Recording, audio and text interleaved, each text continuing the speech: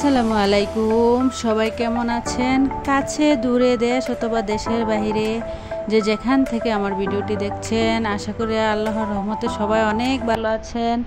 আলহামদুলিল্লাহ, আপনাদের দোয়া এবং ভালোবাসা আমিও খুব ভালো আছি। এই তো প্রতিদিনের মতো আজও একটি নতুন ভিডিও নিয়ে আপনাদের মাঝে হাজির হলাম। আশা করি অবশ্যই আপনাদের খুব বেশি ভালো লাগবে।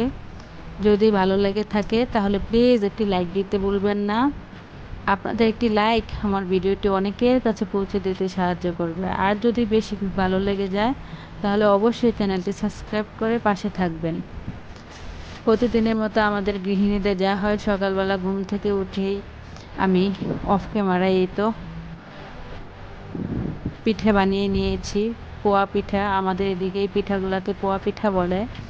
প্রথমে আমি চাল ব্লেন্ডার করে নিয়েছিলাম এবং পুরটা তৈরি করে নিয়েছি। এখন পিঠাগুলো বানানো প্রায় শেষ। এখন চলে এসেছি নাস্তা খাওয়ার জন্য। সকালবেলা টেবিলে সবাই মিলে নাস্তাটা সেরে নেব। পিঠাগুলো দেখতে যতটা সুন্দর হয়েছিল, খেতেও খুবই স্বাদ হয়েছিল এবং অনেক নরম ও সফট হয়েছিল পিঠাগুলো। এই তো দেখেন কতটা সফট হয়েছে। মূলত এই পিঠাটা আমি ভাতের চাল দিয়ে তৈরি করেছি। এই তো নাস্তা শেষ করে চলে এলাম। বিছানাটা আজকে একটু অন্যভাবে গুছিয়ে নেব। আগের বেডশিটটা চেঞ্জ করে দিয়েছি, এখন একটা নতুন বেডশিট পেরে দিয়েছি। দেখেন আমার বিছানার ফাইনাল লুক কেমন হয়েছে।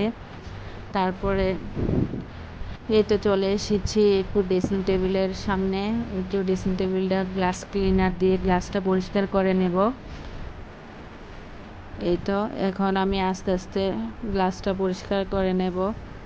দেখা গেছে অনেক দিন গ্লাস পরিষ্কার না করলে কেমন একটা ঘোলাটে হয়ে যায় এবং কেমন যে একটা আবরণ সৃষ্টি হয় গ্লাসটার উপর দিয়া, বুঝতে পারি না।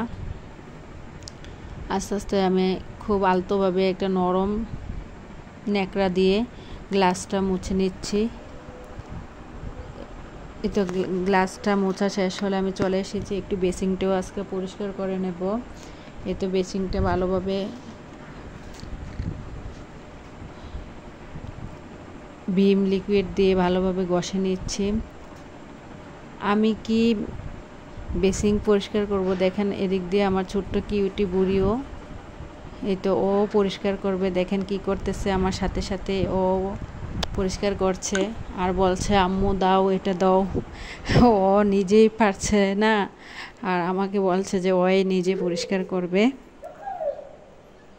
এই তো ড্রেসিং টেবিল পরিষ্কার এবং বেসিং পরিষ্কার করার পরে আমি চলে এসেছিলাম কিচেনে। দুপুরবেলা অফ ক্যামেরাতে আমি সব কাটাকাটি করে নিচ্ছি। আজকে মূলত রান্না করব ট্যাংরা মাছ, পেঁয়াজ টমেটো দিয়ে বোনা করব এবং গরুর পায়া রান্না করে নেব। ওই দিক দিয়ে আমি প্রেসার কুকারে গরুর পায়া সব ধরনের মশলা দিয়ে বসিয়ে দিয়েছি, খুব তাড়াতাড়ি হয়ে যাবে। আর এদিকে মাছ তরকারিটা রান্না করে নেব। মাছটা ভাজার পরে অনেকটা তেল ছিল, এই কড়াইতে আমি তেলটা দিয়ে দিয়েছি এবং সকালবেলা যে পিঠা তৈরি করেছিলাম ওই কড়াইতে অনেকটা তেল ছিল, তাই ওই তেলটাও দিয়ে দিচ্ছি। এখন আমি পেঁয়াজ টমেটো কাঁচামরিচ দিয়ে ভালোভাবে এগুলা নেড়ে চেড়ে ভেজে নেব। এগুলা ভেজে নেওয়ার পরেই দেখেন কেমন হয়েছে। এখন তাতে সব ধরনের মশলা আমি অ্যাড করে দিচ্ছি। মশলা অ্যাড করে অনেকক্ষণ নেড়ে চেড়ে আবার মশলাগুলোও ভালোভাবে কষিয়ে নেব।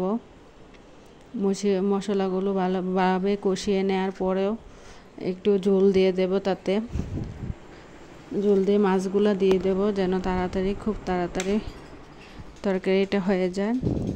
আর এই তো দেখেন আমি তাতে পানি অ্যাড করে দিচ্ছি এবং আস্তে আস্তে করে মাছগুলো দিয়ে দেব।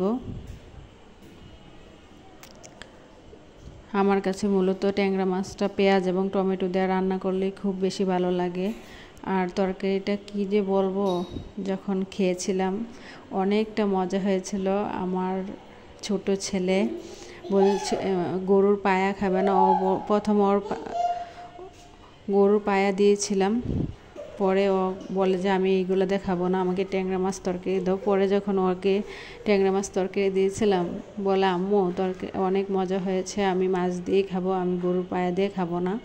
আর এদিকে দেখেন আমি গরুর পায়ার জন্য সব ধরনের মশলা এবং গরুর মাংসের মশলা সহ একসাথে সব ধরনের মশলাগুলো কষিয়ে নিচ্ছি। তারপরে অফ ক্যামেরা এই তো গরুর পায়াটা বাগার দিয়ে দিলাম।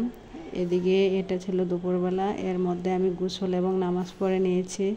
এখন চলে এসেছি দুপুরে খাওয়া দাওয়া করার জন্য টেবিলে। সবাই মিলে একসাথে দুপুরে খাওয়া দাওয়া শেষ করে নেব। দেখেন এখন খাওয়া দাওয়ার পরে একটু ঘুমিয়ে নিয়েছিলাম। এটা ছিল বিকেলবেলা।